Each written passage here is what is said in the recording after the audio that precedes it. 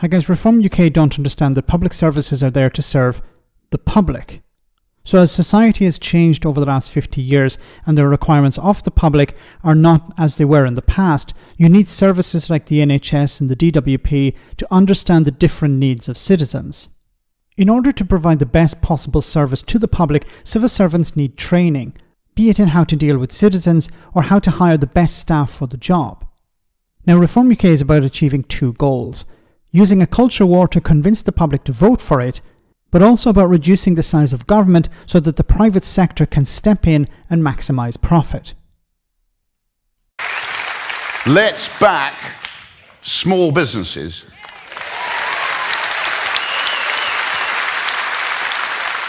Raise the VAT threshold.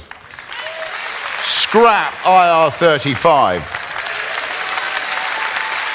And slash corporation tax.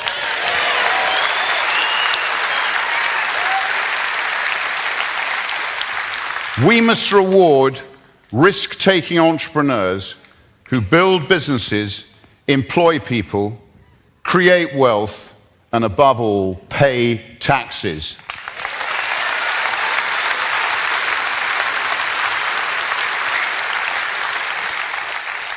Maggie used to say, "I am with the workers, not the shirkers."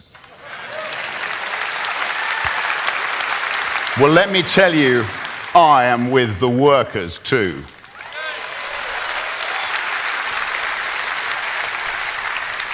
Let's scrap every diversity-related role in a vastly reduced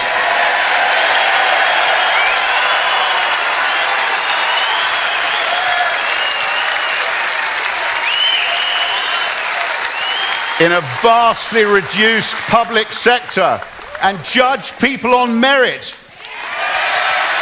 Okay, so let's start off from the beginning. So he mentioned he's with the workers. Yes, he's definitely with the workers. Reform UK is about stripping away protections for workers. Reform UK is anti-trade union, which is there, of course, to protect workers. Now, I also find it ironic that there are so many elderly people in the audience there, so many older people who are supporting Reform UK. And Reform UK represents a party that is based on reducing taxation. So who's going to fund public services if taxation is reduced? If the size of the state is smaller under a Reform UK government, where do these pensioners think they're going to go? They're turkeys voting for Christmas.